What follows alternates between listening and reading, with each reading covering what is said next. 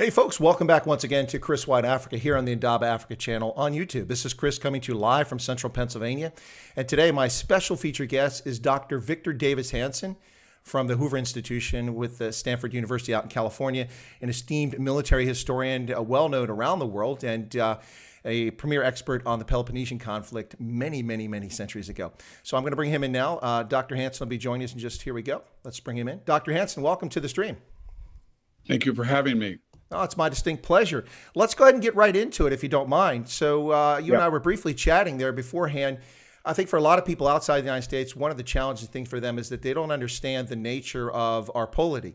So it seems strange, but over the past few decades, certainly, the country has developed along this path where no matter what happens, no matter what genius or idiot we put in front of them, 35% of the people will tend to vote Democratic Party, and about 32% will vote Republican. Does that seem accurate? Yeah, I think that's pretty much an accurate description. There is a force multiplier, and that's always dangerous in American history when those ideological and political differences are enhanced by geography, and whether we like it or not, because of globalization in particular, but also where universities are, Hollywood is, the government is, it tends to be a breakdown between those from Boston to Washington, D.C., and those from Seattle to La Jolla, California. So population-wise, the country is split in two, red and blue, but geographically, it's overwhelmingly red.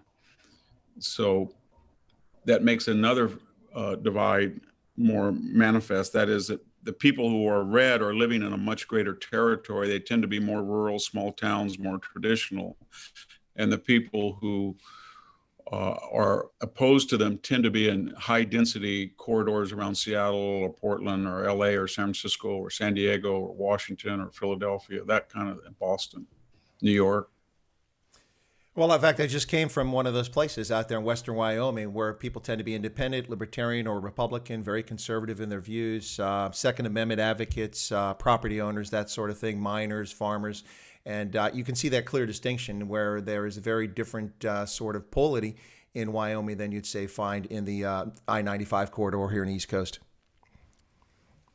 Yeah, that's true. And we're not a traditional society quite like Europe in that sense that most people don't live in the same house that their parents live. So we're a transient society, and people can self-select based on the political, financial, tax conditions of a perceived new home. And the result is we're self-selecting.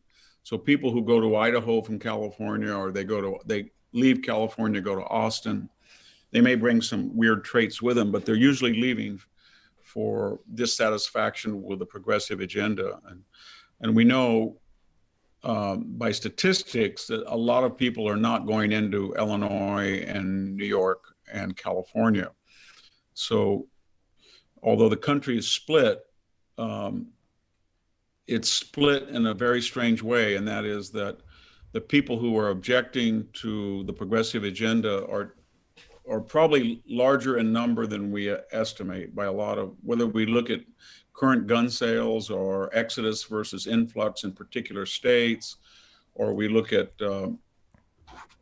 polls on cinema or NFL attendance or whatever. They're very strange ways of calibrating this difference, but it does seem that while the cultural levers of our society in Hollywood, the universities, the media, foundations, the churches, the high echelons of the military tend to suggest that the progressive agenda is popular, we get these little fissures in that facade where we can see that, in fact, the majority of Americans probably are more traditional, centrist, and conservative. Well, you've touched on something there that I don't hear many people talk about, and I think this is an important distinction. Having spent a fair amount of my life in Europe and Africa, but Europe specifically with 3 tours there, and also being an American and being from here, there's one distinction between Americans and Europeans that's very clear. We tend to have far more mobility. Americans will move many more times on average than a European. So when you look at, say, Bavaria and you're looking at the CDU, the Christian Democratic Union, you can count on a voting base that probably isn't going to change very much, maybe 3 to 5% at most. Whereas in America, You have people from New York who live in Florida. You have people from New York who live in Arizona, California, same sort of thing. They move back and forth. Plus, Americans tend to move for their jobs. Does that kind of jumble up and mix up the entire prediction or figuring out how the polity is going to go with an election? You would think it would, but because increasingly, as government grows and taxes grow and rise, people are largely, from what we know, are self-selecting for two reasons. Either they want a more conducive tax climate, or as you said, they're moving for a job. So what we're seeing is young people out of school want to go into the tech or financial industries, and younger people will go into San Francisco, at least until recently, or Portland or Seattle, whereas older people tend to move out from blue states. At least that's what the data suggests. But whatever we say is that this self-selection and this easy mobility, it actually solidifies the political divide. And remember also that the coast are windows on the ocean. So a person in New York or Washington will likely have been to London or Paris, at least among the elite, far more than Youngstown, Ohio, or Grand Rapids, Michigan. Somebody where I work at Stanford, my colleagues have all been to Seoul or Shanghai or Tokyo, much more frequently, if at all, to Bakersfield, California, or Sacramento, or Provo, Utah. So they look outward, and the interior looks more inward, and that helps also explain this national populist agenda that one side embraces and the other side loathes. So another thing I wanted to touch on very quickly here was, as a lot of people in the popular press call it, Trump derangement syndrome, specifically with the actions. Now, if you follow what's going on and if you support Trump in this political divide, then you've probably, I'm saying one, not you or I, but one would look at the past 4 years as a continuous effort to undermine Trump with one fallacious accusation after another, the Steele dossier, the Ukraine, the impeachment, the Russia collusion, all these things. And Trump has come out on top of that. And in the middle of January, things were looking pretty rosy. I mean, it looked like a overwhelming romp towards a victory for Trump. And then this George Floyd thing takes place, and we suddenly have sedition taking place all over the country. Mayors and governors stepping down from their responsibility, number one job, to protect the public, not doing it, abrogating their roles. And we see this self-declared autonomous zone in the Northwest, in which people declare their own country and then declare, strangely, racially segregated sections of it. Has the left gone too far? Do you think that enough people are angry that Trump is going to roll in November, or is this still up in the air? Well, there was always an undercounted Trump voter in the polls, although some of the national polls were more accurate than we say, but the real failing of the polls in 2016 were the state polls, because they had him down anywhere from 4 to 10 in many of the states that he won in the so-called blue wall. That being said, what's happened since May, I think, has been another force multiplier of that effect. And so we don't know how large the undisclosed or the stealth Trump voter is, but all practical considerations and conventional wisdom might suggest it's only grown. And I mean, because the country's become more polarized. But all of those issues were weaponized against Trump. And I mean, the COVID virus, the national quarantine, the self-induced recession, and then the rioting after George Floyd. And so if we had taken polls after March, April, and May, Trump was dealing with it. But in June and July, as the second wave of COVID hit, and then the riots turned they became much more frequent, and the quarantine was starting to really affect the economy, then he started to go down in June and July, way down not to his lowest levels, but at a level that Joe Biden felt that he could adapt sort of a virtual candidacy. And so what we have now is a situation in which, for a variety of reasons, the Democratic Party has decided that there's far more risk in having Joe Biden go out and become a real candidate. And we saw that this week when he speaks on the stump, and when he doesn't, he gives away indications that he's being prompted or reliant on a teleprompter and otherwise a extemporary situation. So they've made a decision that they're willing to put up with that to keep him in the basement rather than to expose him to a real campaign, because they feel he can lose the campaign in an hour because he's not capable of discernment in his speech and expression. And that worked pretty well because they outsourced the campaign on the one hand to the big money people. Michael Bloomberg said he's giving 100 million. The heirs to the Golden West savings to say they're going to give 200 million. And he's outraised Trump about 2-1. And then the media, as you know, every 3 or 4 days, they have sort of a scripted scandal. Not that they believe it, not that most people believe it, but it's like a little nick. And so after cumulative, they start to bleed Trump. And by that, I mean, if he has to deny that he's removing post office boxes 10 days ago, and then 7 days ago, he has to deny that he's cooked up a way not to concede and will never get out of the White House. And then 6 days ago, he has to concede that he never said suckers and losers about the military dead.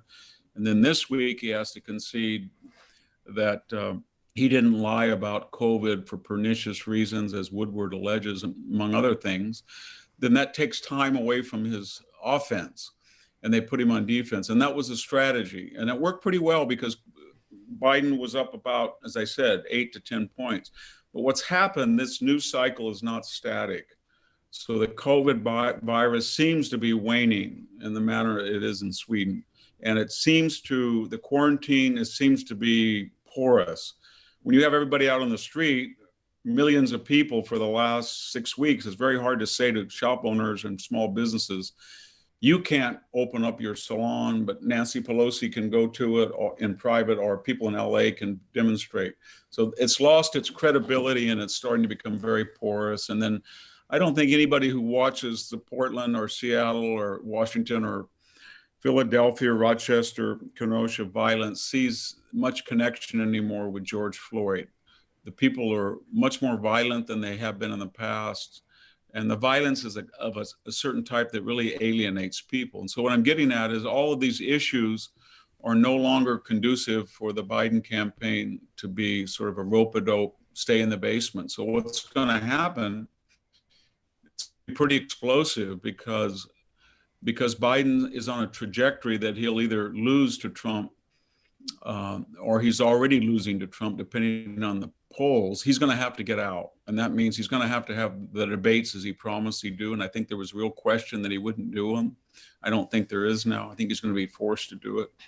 And he's going to have to get out on the stump. And when he does, he's in a lose-lose situation. So where we are now is the 2016 left-wing polls, Reuters, Politico, they have Trump down by about 10, 12, or even more. And then the outliers from 2016 that we don't really put a lot of credence in, but they're actually more accurate based on their prior record. Rasmussen, Zogby, Emerson, Trafalgar have Trump about dead even, if not slightly ahead in some.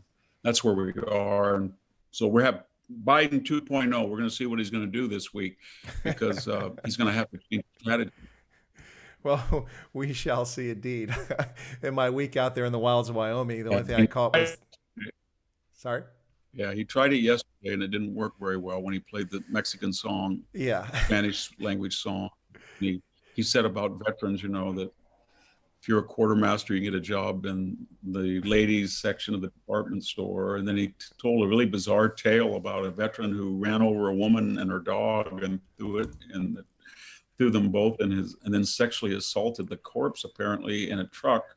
And I didn't follow it after that. It was the most bizarre thing I've ever heard. So those are cumulative as well. They started to pile up and it's getting kind of scary. It's really it's kind of sad. It's almost like watching an elderly parent or relative going through dementia, senility. You really, at some point, you almost feel empathy for the guy. It's truly bizarre. I mean, we've not in my living memory. You're a couple years older than me, Dr. Hanson, but not in my living memory have I ever seen a candidate of this nature at this stage of a campaign. It's really, truly a bizarre, uncharted territory, is it not? Yeah, it is. And the irony is that the left used to be quite attuned to this. So in the latter 2 years of the Reagan administration, they were suggesting Reagan, who was sort of deaf, and he would say, I can't hear.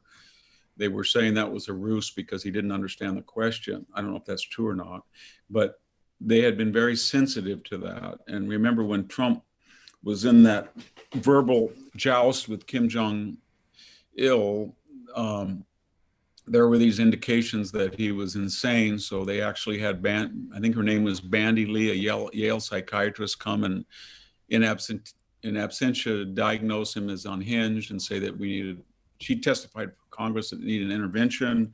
And then he got so upset, Trump took the Montreal cognitive assessment test, his White House doctor, and he aced it, and then he waved it up in the air. And now he's saying, Biden should take the same thing.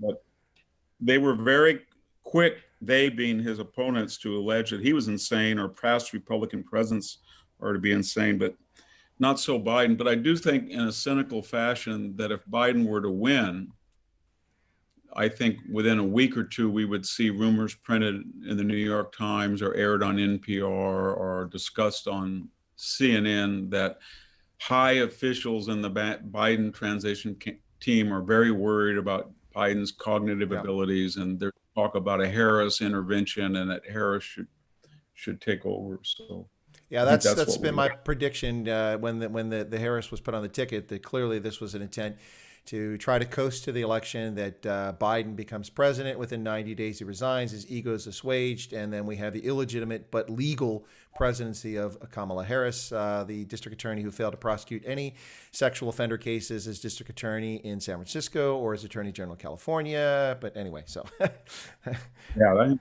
that's what they see him as, sort of a hot air balloon.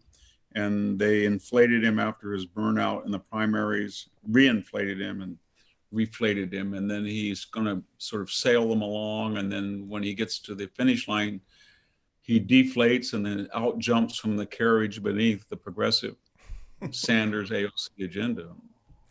So, Dr. Hanson, I don't know if you're following this, and if you are, what do you make of this? I mean, I have my own views on this, but I'd really like to hear yours. Is massive turnout in Vancouver and other parts of Canada, pro-Trump rallies, but they're against Trudeau and the oppressive regime up there in Canada, but they're in favor of Trump. We've seen this in Australia, in Berlin, people coming out with MAGA stuff, and they're not Americans. These are folks in those countries. Lots of support for Trump around the world, despite the efforts by the mainstream press to cover it up. We see it on social media, and it does get reported occasionally. What do you think of that? Is that an unusual phenomenon? I mean, we haven't seen that in a long time, since Reagan probably. Yeah, I think the subtext of that is there's a worldwide, in the Western world, anger at the former nations of the British Commonwealth, or the former Commonwealth, and in Europe, that there's a professional crew of elites that are unelected and unaccountable, and they have all of these utopian dreams that they force down the throats of their constituencies, but they're never subject to the ramifications of their own ideology. So Nancy Pelosi gives lectures about masks, and then of course she goes into without a mask into a salon and etc. We know all the contradictions, but the issues are pretty much the same in Europe. People in Europe are very angry that Angela Merkel dumped 4 million people without legal sanction from North Africa and the Arab world, and tried to put them into Eastern Europe especially. People are very angry about globalization in the Southern European countries. They feel that it unduly hit them, and the Deutsche Bank was pretty tough on them. People in Brexit wanted out. They're very angry also at Germany, that Germany leads the EU effort to keep them in by fining them or making withdrawal very difficult.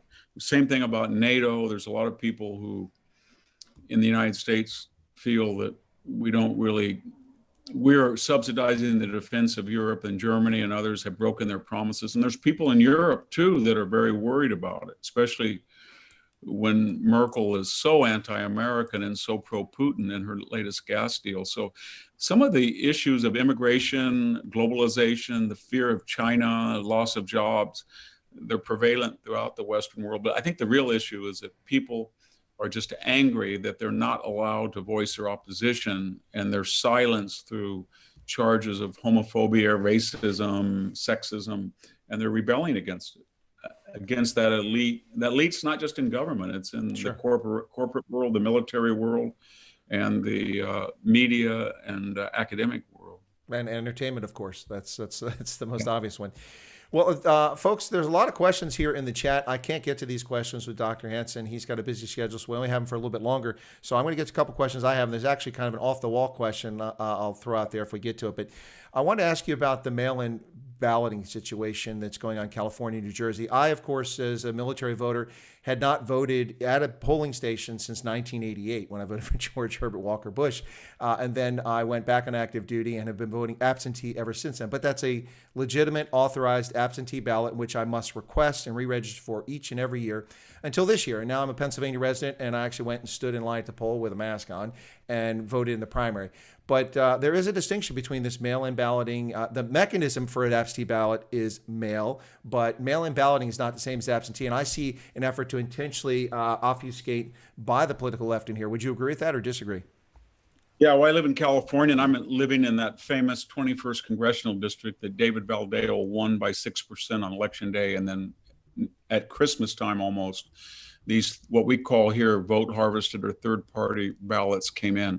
By that I mean it used to be illegal in most states for a third party to go to an individual's residence, wait till they registered, then take the registration back, and then come back when the voting ballot was mailed, then wait there and then take that ballot. But the force multiplier of that was almost every agency in every state now, when you come in contact with them, they issue you a registration form. And so if I am Victor Davis Hanson and I go to the DMV, I can get a ballot sent to my address. If I'm VD Hanson, I can get one from the disability office. If I'm Victor V. Davis Hanson, I can get another. So people alter their names and conditions and they send them to the same address. The third party person comes, registers them, and then sends them. And we've seen that the Republicans were destroyed in California. They only have 7 congressional districts out of 53 that are left. And that was what happened. That took them by surprise. So I think what we're worried about is that because Democrats have alleged that you shouldn't have to show an ID, which is required in some states, that their constituencies will not go to the polls, but they'll rely on mail-in balloting. Trump will win the blue states maybe again, Minnesota, Michigan, even Pennsylvania, Ohio, North Carolina, by 1 or 2 points. He'll declare victory of the Electoral College, and then all of a sudden, what used to be a negligible mail-in ballot will be quite large. And for the next 30 days, as we did in California, you'll start to see, 300,000, 500,000, 1 million come in each day, and that will be very anti-Trump. And then sometime around Christmas, we're going to have a constitutional crisis, and that crisis will be played out on the streets and in the media, and I don't know what. Especially, it's very scary because retired members of the military, I'm talking specifically about Admiral McRaven, said Trump should be gone sooner or later, talking about Barry McCaffrey, who said he was a Mussolini-like figure, talking about McChrystal, who said he was unfit.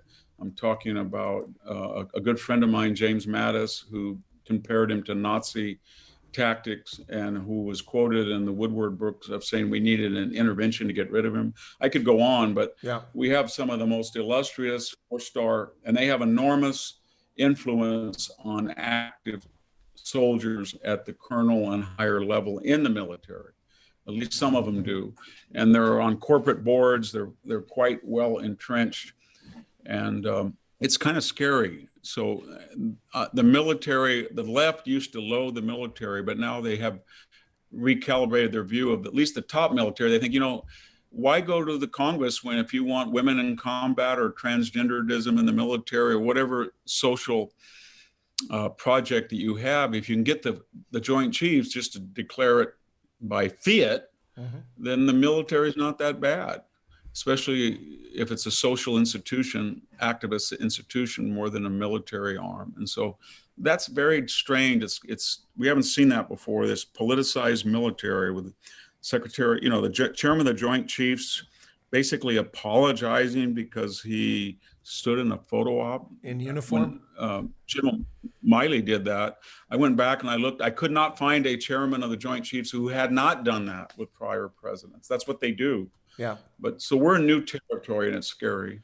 It is very concerning. And I saw General Powell, former chairman of the Joint Chiefs of Staff, who was interviewed, I forget which network it was, really doesn't matter, but And this is before Trump did anything. When Trump said these mayors and governors better get their act together because Americans and their persons and their property were in danger. And if they don't start protecting them, he's going to have to take some sort of action, maybe invoke the Insurrection Act, yada, yada, yada. But we always hear out of the left nonsense about posse comitatus, posse comitatus. You can't use the military. And I'm like, wait a second, time out. I was an officer on active duty when Chairman of the Joint Chiefs of Staff, Colin Powell, signed the orders directing active duty troops to support the LA County Sheriff and the Los Angeles Police Department in the wake of the Rodney King riots, and then also federalizing the California National Guard. So to hear General Powell sit there and say that Trump is a dictator, he's dangerous, that he's out of control, he's violating the Constitution. Well, then what exactly were you doing, General Powell, in 1992? I'm a little confused. Yeah, I mean, that was an egregious thing he said, because remember when George H.W. Bush was kind of uncertain, he was given a message from the Pentagon that Powell, as chairman, said, they're here if you need them, George. I think he sent in 5,000 Marines finally. So all of this stuff is scary because it's kind of a projection, a psychological projection. So when the left says Trump is a threat to the Constitution, that basically, I'm pretty cynical, but that basically tells me that they are thinking of extra constitutional mechanisms to end this threat. And when you hear all of these high-ranking retired officers talk about coups, or the Rosa Brooke article in Foreign Policy where she outlined a preferred way of removing Trump, I think that was in January of 2017. You know, re-election's too far away, impeachment's too messy, 25th Amendment won't work, but some of these officers could remove him. And that's scary. And she was pretty prescient because that's what they've been talking about. And even talk about that sends a message to their former subordinates who are now high-ranking officers and are in contact with these people all the time.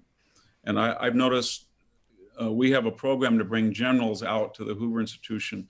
And I've been there about 17 years. I've seen a marked change in the generals who come now. Yes. They used to be pretty much, I'm interested in military and strategic questions, and I don't like being billeted in Washington. And now they're pretty much, I love being in Washington, and my scope of expertise includes politics, and they tend to be more left-wing than centrist or conservative. Yeah, that's absolutely true. You know, for my entire adult life, I served in the Army 36 and a half years, 34 of that active. I constantly heard people always talk about everyone in the Army is a right-wing, nut job, or they're all conservatives, they're all Republicans. And I'm like, excuse me, you don't know what you're talking about. About 40 to 45% of my colleagues have always been left of center, and some very left, disturbing. I'm like, how can you support and defend the Constitution when you're talking about extra constitutional things? It's really, I think, eye-opening for people outside the military to realize that we have people that are that far outside of the mainstream, and I would argue. But let me shift real quick because I got to let you go. I mean, I'd like to keep you here for hours, but you've got a busy day. So I can't help but do this. Having taught at the Army War College, of course, the Peloponnesian conflict is a big part of what we teach there in strategy. And I've got to ask this question because I have a very specific view on it. I'd love to hear your view on it. Everyone's talked about this, including former chairmen of the Joint Staff, about the Thucydides trap, a rising power, comparing Sparta and Athens, and now here China rising and the U.S. A lot of people seem to act as if it's a zero-sum game, that we're on a path to conflict here, armed conflict. I disagree with that. There is definitely a conflict here. It's an ideological one. But what are your thoughts about a Thucydides trap? Are we in danger of falling into that? No, I don't think so. That was Graham Allison's thesis. I think it was based on a misreading of the text of Thucydides. He said that at one point, the historian said that the Spartans had a phobia or phobos of Athens. They were fearful of a rising cosmopolitan Athens. And if they didn't preempt, now they would lose the war. But when you actually, Thucydides has a habit of once in a while summarizing things that's not supported by his own data. But if you look at the aggregate evidence in his history, it's pretty much, there's existential faults that have nothing to do with eddies and ups and downs in relative power. And basically those are, Sparta was a hoplite land power, Athens was a maritime. Sparta was insular, Athens was a cosmopolitan maritime empire. Athens was a democracy, Sparta was an oligarchy. Athens was Ionic, Sparta was Doric. Athens was in the northern Greece and had more exposure to other cultures. Sparta was at the end of the Peloponnesian Peninsula. So there were all these differences, and they'd gone to war before that in 446. It's much more, I think, and I don't, he keeps giving these examples, but I think it's more likely that a power who thought that they could be hegemonic, and that would be somebody like Germany in 1914 or Hitler in 1939. It's not so much that they feel that there's a new power that they have to strike out. And it's kind of ironic because he was saying that we, the United States, might provoke China because there was a sense that we're losing and they're ascendant. But more likely it's powers who thought they could be ascendant at one point and now realize that they overestimated their potential and they start to wane. Then sometimes out of nihilism or spite, they will try to probe and be aggressive. And I think we're going to see a little bit of that at China, especially the way they've looked at the COVID. It started out, we don't know how it happened. Then it was in this wet market. It's happened before, we're sorry. And then it's the United States military or intelligence community created it. And then you're racist for even suggesting it, that it was in the lab. Then it was in the lab and it kind of maybe escaped. And now it's sort of, we're not going to tell you, and we don't really care, but we do know that it's shut down the Western economy and it put your societies in chaos, and then wink and nod, maybe this wasn't such a bad thing, and what are you going to do about it? And that impression is left in the air that maybe China is sending us a message that we could have an accidental sort of on purpose, but not on purpose outbreak in serial fashion if you're not nice about it. That's pretty frightening. I got a kick out of the fact that when the first world leader to take any action in response to this, after the Chinese refused to accept NIH and CDC scientists to help them decode the RNA, they did it on the 3rd of January. They didn't tell us till the 12th of January. Then they finally released it on the 12th. So finally released it on the 12th, and that was another 10 days that people got out of China by hitting the ports and flying all over the world, spreading the thing. But I find it interesting that when Trump took action at the end of the month, 31st of January, he was immediately called a xenophobe and a racist. And I don't know, last time I checked, Chinese is not a race, it's a nationality, it's a passport. They're full of all kinds of people out there in China. But it was interesting. Yeah, well, remember that when Trump, one of the reasons he issued that travel ban was because China had stopped all travel within China from Wuhan, but for 12 days, I think it was something like 28 direct flights to LAX and San Francisco were occurring. And he said, if they're so scared that they don't want anybody from Wuhan leaving into their own country, but for 10 days they've been pouring people into Europe, the United States, then that tells me something. So then he had that lockdown. Chinese are much more brilliant propagandists than the Russians in the Cold War ever were. They have our number, and so they immediately went on the racist, xenophobic, PC attack, and that resonated throughout.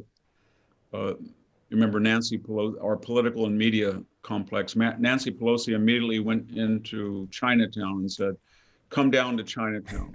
Yeah. Everybody's got to come here and stop." So we're not racist. It worked. It did work. They're very effective at it. You know, it's very disturbing for me, having spent so much time in embassies, worked strategic communications for the military, for the State Department abroad. Honestly, I think that we are babes in the woods, which shouldn't be the case. What with our entertainment industry, with the television news, with the nature of our society, but we are babes in the woods when it comes to strategic communications and effectiveness around the globe. We don't toot our horn at the right time. We sit there and respond to things that we should have been in front of. It's really disturbing. It really bothers me, and that's a good example of it right there. Yeah. So let me ask you a final question here, Dr. Hanson. This is from someone in the audience. It's Hugo Kruger, who is an Afrikaner from South Africa, who is one of the many South Africans who can't get employment because he has the wrong skin pigmentation. So he's gone to France to take his skills in the electrical industry instead of working for the failed state power provider, Eskom. So he's working in France, and he asked an interesting question, and we'll wrap up with this one. He says, ask Dr. Victor Davis Hanson where someone that is interested in the classics should start learning. That's an interesting question. That's a good question.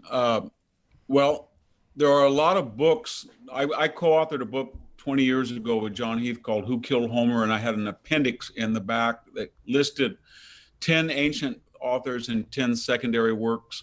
There's a good book by Bruce Thornton, Thornto, called Greek Ways, that talk about the value of the Greeks. Edith Hamilton's The Greek Way. It's an ancient book. I mean, it's very old, but it's a great book. And so what I think is you go to one of these secondary works, and I usually suggest that he not read anything written in the last 10 years because it's going to be politically, the race, class, gender obsessions. But when you read these general books, then he'll come across names. So if he wants to go right into primary sources, I would read Robert Strassler's edition of the Thucydides history called The Landmark Thucydides. It's got maps, notes. I wrote the introduction to it years ago. We use that at the War College. That's the best tome text on the conflict. It's fantastic. It is. It's easy to use. And so something like that, or a play of Sophocles, the Ajax or Antigone, something that you can handle without a lot of secondary reliance on notes and stuff. And then once you get familiarized and acquainted, then you can go into things more depth. But those general books will help. All right, Dr. Victor Davis Hanson, thank you so much. You've been a fantastic guest. I really appreciate your insights on the situation where we talk about politics in the U.S. today, and also for addressing the so-called Thucydides trap, something I also don't believe in. I think it's overstated. But thank you so much. I appreciate being on the channel, and you're welcome back anytime. If I can get you back on the channel, maybe after the elections, and we'll see what comes of it. Okay, thank you. We'll see you. All right, folks, I'm going to put Dr. Hanson back in the waiting room here. And there we go. He's out. Okay, let me fix the screen real quick there. All right, ladies and gentlemen, you've been listening to Chris Wide Africa here on the Endowment Africa channel with Dr. Victor Davis Hanson. I didn't have to put him in the waiting room. He's an old pro at this. He does hundreds of interviews. I want to thank my guest, Dr. Hanson, for his generous time that he gave to us this morning. I was supposed to have him for 25 minutes. We had him for about 35. That was wonderful, and he was really into the conversation. Folks, I apologize I couldn't get to all the questions you had there, but we had some set questions to get to. And we did get to Hugo's question, which actually was a pretty good question. There were several other good questions. Thank you all so much for tuning in. Listen, it's now 12:37 here on the East Coast at 18:37 in South Africa and in Botswana. I'm going to end the stream here in just a moment, and then I'll be back on with State Representative Dawn Kiefer, my congressional representative for the 92nd District of Pennsylvania, right here on Chris Wide Africa at the top of the hour. So thank you so much for that, folks. I hope you enjoyed this stream. I know that people were asking me to get some interesting guests on here that are well-known, and that was one of them, Dr. Victor Davis Hanson. So I really appreciate those of you who tuned in, and thank you for your time. God bless, and we'll see you all back here in just a few short minutes with Representative Dawn Kiefer. Let's hope that goes well at the top of the hour. Thanks a lot, folks. God bless, and have a safe day and evening wherever you find yourself around the world.